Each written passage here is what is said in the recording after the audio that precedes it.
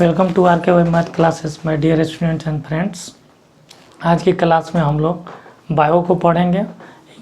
यह क्लास सारे प्रतियोगी परीक्षाओं के लिए उपयोगी होगी। BPSC, SSC, railway, CTET, बीटेट, estate, इन सभी के लिए उपयोगी होगा।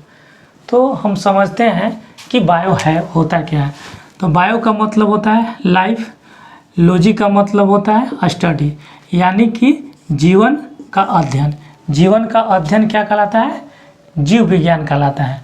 तो ये है क्या? तो यह साइंस का ही एक ब्रांच है। बायो जो है वह साइंस का ही एक ब्रांच है। तो हम सबसे पहले हम लोग को पहले समझते हैं कि साइंस होता क्या है। साइंस में लिविंग नॉन लिविंग थिंग की अध्ययन की जाती है, यानी कि सजीव और निर्जीव का अध्ययन ही साइंस यानी कि विज्ञान कहलाता है। सजीव यानी कि लिविंग, सजीव की जो सबसे छोटी इकाई होती है वो सेल होता है, यानी कि कोशिका होती है। तो क्वेश्चन पूछा जाता है कि सजीवों की सबसे छोटी इकाई क्या होती है? तो क्या आंसर होगा? कोशिका। सजीवों की सबसे छोटी इकाई को कोशिका कहते हैं। अब साइंस में ही आता है नॉन लिविंग, निर्जीवों का अध्ययन। तो निर्जीव की सबसे छोटी इकाई स्मॉलेस्ट यूनिट जो होता है वो एटम होता है। क्या होता है? एटम, यानी कि परमाणु होता है। तो यहाँ पे क्वेश्चन आपसे दो कीवर्ड आपका बन गया जो एग्जाम में खूब पूछता है।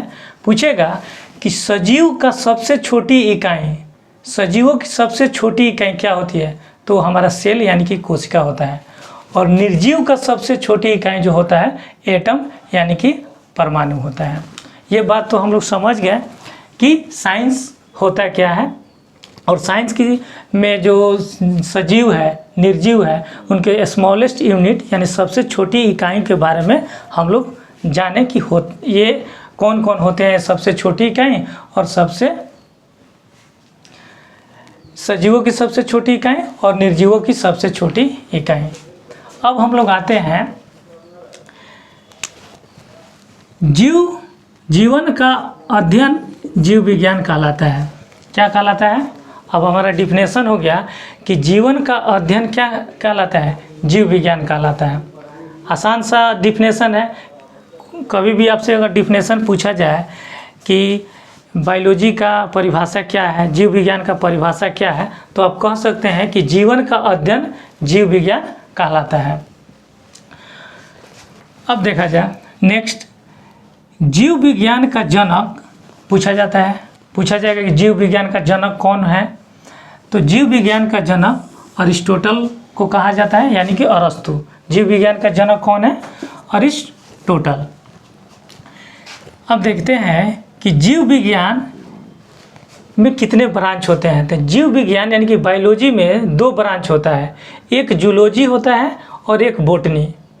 ये जीव विज्ञान का ही ब्रांच है। जूलॉजी में जंतु विज्ञान का अध्ययन किया जाता है। जूलॉजी का मतलब जंतु विज्ञान होता है जिसमें जीव जंतु का अध्ययन किया जाता है। बॉटनी का मतलब वनस्पति विज्ञान होता है, यानी कि इसमें पेड़ पौधे का अध्ययन किया जाता है।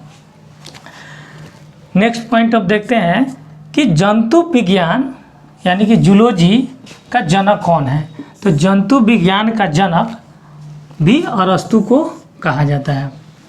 यानी कि आपसे पूछा जाए कि who is the father of biology, यानी कि जीव विज्ञान का जनक कौन है, तो भी हमारे अरिस्टोटल महोदय ही होंगे, अरिस्टोटल ही कहलाएंगे। और पूछा जाए कि जंतु विज्ञान यानी कि जूलॉजी का जनक, तो भी अरस्तु होंगे।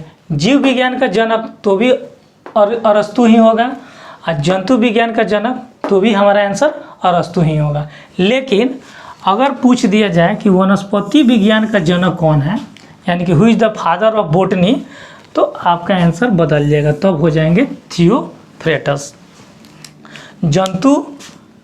जंतु विज्ञान का जनक हो गए अरस्तु, और वनस्पति विज्ञान का जनक जो है वो थियोफ्रेस्टस हैं।